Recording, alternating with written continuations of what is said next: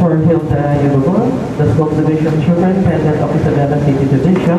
Madam, I have the honor to present to you the 42 candidates of graduation of the Alternative Learning System program of Isabela City who passed the National Accreditation and Equivalency Test given by the Bureau of Alternative Learning System on November 16, 2013, four of which are elementary, and 38 are secondary. They are now presented to you for confirmation and acceptance.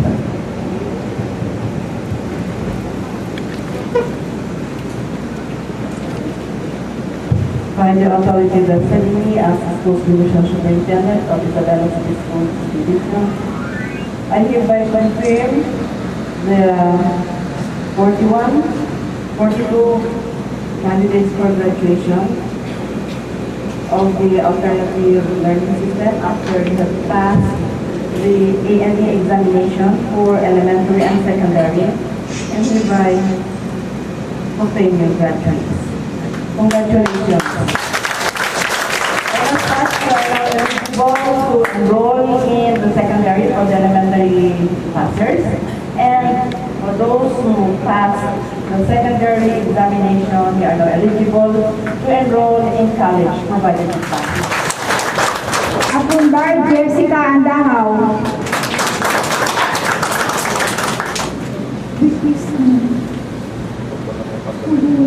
Aramal Melfer Bagayo. Asingwa Arlene Estro Rosas.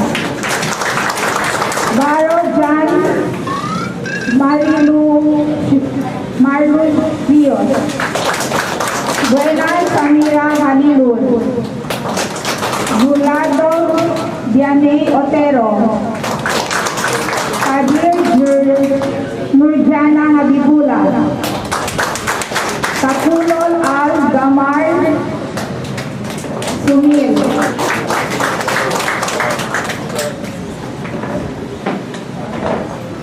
Dagay Manilay May Baling. Demko Jennifer Bagayo. B. Erwin Obani. Eyoran Jenny Rose Alan. Estoque Maylin Acaro. Flores Maylin Elmido.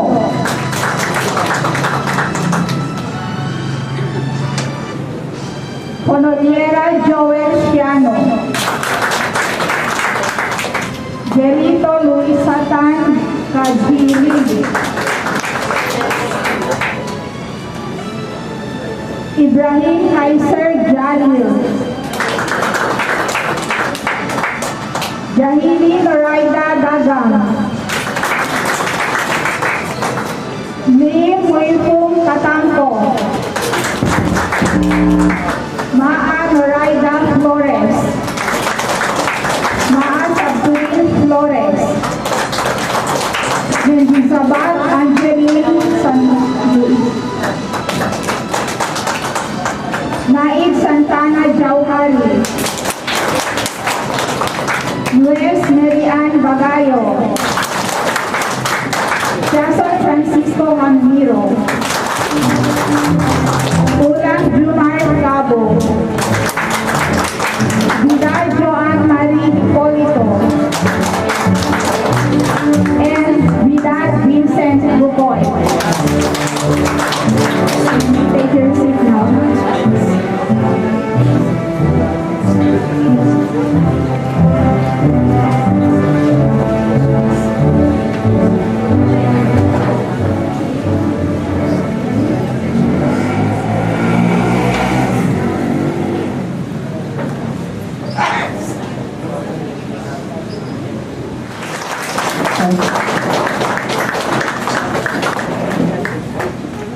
Okay, kindly take your seats. Thank you so much. Thank you, Mrs. Amate, for that kind introduction. I'm always proud every time I'm being introduced with regards to my educational qualifications. Back in the United States, as Director for Risk Management, I normally give speeches in seminars, conventions, and forums. And every time they highlight my educational qualification, I always reminisce the days when I was in college, in high school, and the achievements that I have earned in the process. But I'm always humble every time they mention my educational qualifications. In life, the newly graduates, while you have earned this station education, in itself, by itself, does not equate to success. There is more that you have to learn in life. Always be humble. Don't be arrogant with your achievement. Be disciplined and resilient as you move forward in furthering your education. But before I'm going to start with the program or the theme of my speech on education, let me thank first our district city superintendent, Mrs. Hilda Ramon, for giving me this rare opportunity and privilege to be your guest speaker in today's auspicious event. As you said earlier, now, Mr. Tubo, there is already a face to the name. Because, I've been involved in some of the activities way back 2 or 3 years ago when I came over here to Isabela to venture jointly with the Department of Education. I have not met Mrs. Babon. So, ma'am, thank you so much for, giving yourself the opportunity for us to meet in today's special occasion. I would also like to thank Henry Turak, Elmo Opong, and the rest of the ALS staff for their leadership, their enthusiasm, their passion in helping the out-of-school youth, the community, for all of you, the newly graduates, which is the fruit of their labor, to be a part of society, a productive, responsible students of this society or citizens of this society. I'm very proud and I'm so happy that we are partners with the ALS in this regard. Now, I will not further anymore acknowledging the rest of the staff of the Department of Education City Division because of time constraints. But rest assured, in my heart and in my thoughts, you're always with me. Of course, allow me to congratulate, all the graduates for your hard work. You should be proud where you are right now. Not everyone can have this title or degree or recognition that you have. And I salute you for this achievement, this success that you have. But I would like to tell you that you have to really work hard. As I said earlier, this is not the end of it. This is only the start, the beginning of a very, very long journey. All of you, you're still young. There is still more to life that you have to learn. But your education that you have earned now is a huge step that you can use, a leap of faith in moving forward, in achieving more success in life. And for that, I would like to congratulate you and thank you for your initial success. On the same token, I would also like to thank the parents and the guardians for your support, for your guidance, and for inspiring your children to be a part of this educational community. ALS is a very good program, a regular program, that more or less levels the playing field.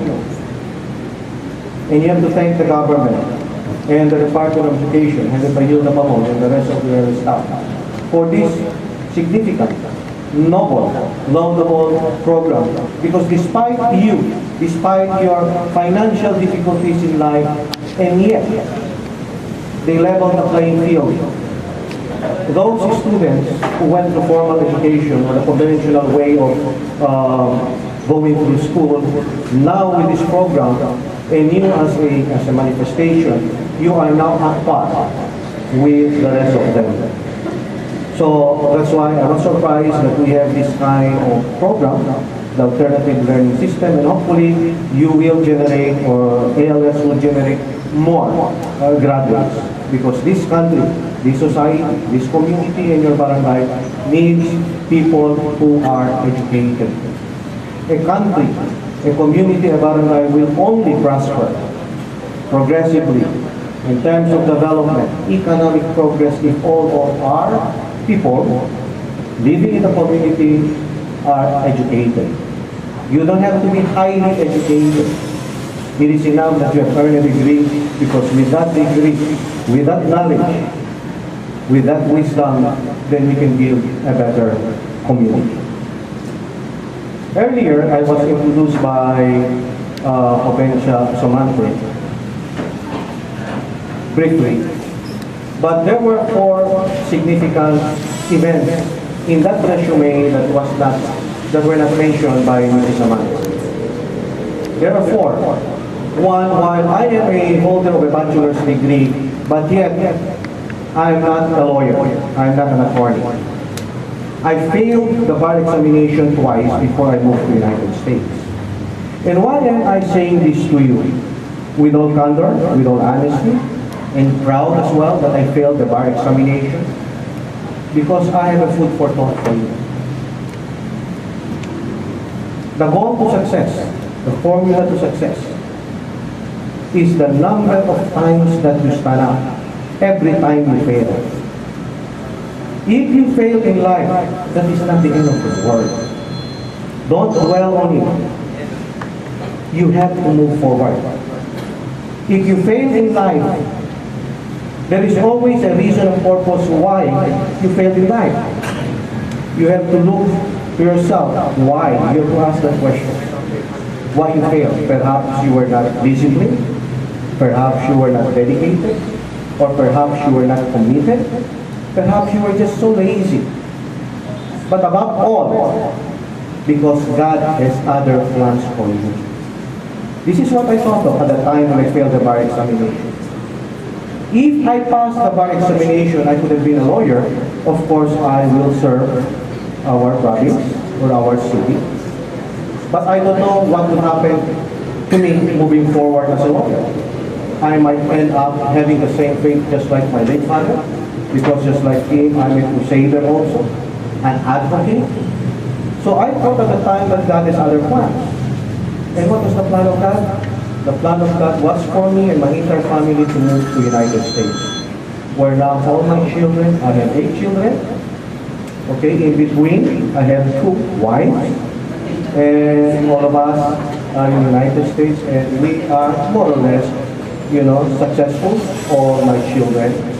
But what I would like to emphasize is that if you fail in life, do not surrender, do not give up. Always have faith in Him, Allah subhanahu wa ta'ala, because He has purpose and reason why you fail.